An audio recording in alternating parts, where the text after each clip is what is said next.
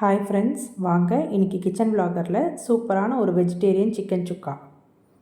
நான் எதை பற்றி சொல்கிறேன்னு உங்களுக்கு தெரிஞ்சிருக்கோம். ஆமாங்க, நான் மீல் மேக்கர் சோயா சங்க்ஸ் பற்றி தான் சொல்கிறேன்.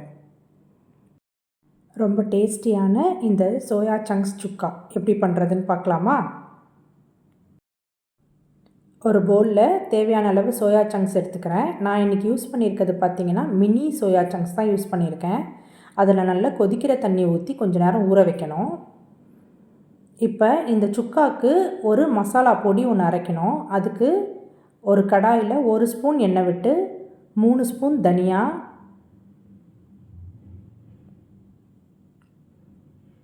1.5 ஸ்பூன் மிளகு,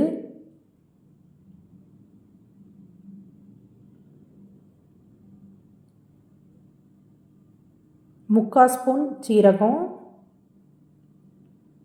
ஒரே ஒரு காஞ்ச மிளகாய், இதை போட்டு கொஞ்சமாக வறுத்துக்கணும். இது கூடவே ஒரு கைப்பிடி அளவு கருவேப்பிலையை நல்லா கழுவிட்டு இதோட போட்டுக்கிறேன். இது எல்லாம் நல்லா வறுபட்டதும் ஆற வச்சுக்கலாம். இப்போ வெங்காயம் தக்காளி கட் பண்ணிக்கலாம். இதுக்கு நான் சின்ன சின்னதாக இருந்ததுனால ஒரு 5 வெங்காயம் எடுத்திருக்கேன், 2 தக்காளி எடுத்திருக்கேன், கொஞ்சம் கொத்தமல்லி எடுத்து எல்லாத்தையுமே நல்லா சாப் பண்ணி வச்சுக்கிறேன்.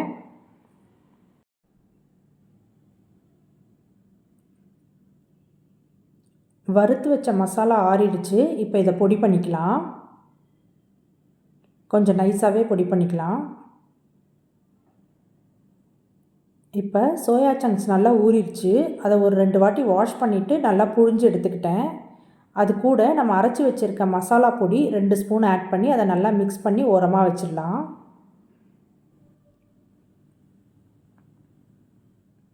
ஒரு கடாயில் 3லேருந்து 4 டேபிள் ஸ்பூன் நல்லெண்ணெய் போட்டிருக்கேன். இது கூட சாப் பண்ணி வச்சுருக்க வெங்காயத்தையும் ஆட் பண்ணிக்கிறேன்.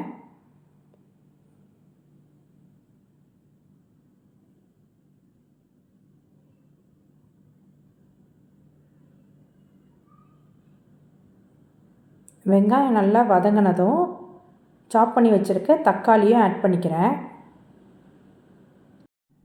இப்போ இதுக்கு தேவையான அளவு உப்பு போட்டு வெங்காயம் தக்காளியை நல்லா வதக்கிக்கலாம். இதை மூடி போட்டுட்டு ஒரு 2 நிமிஷம் சிம்மில் வச்சிடலாம். வெங்காயம் தக்காளி நல்லா வதங்கட்டும். இப்போ இது கூட ஒரு 1/2 ஸ்பூன் இஞ்சி பூண்டு பேஸ்ட் நான் ஆட் பண்ணுறேன்.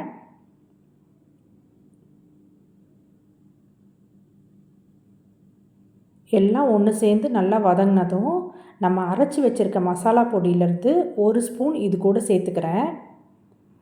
நல்லா கலரி விட்டுக்கலாம்.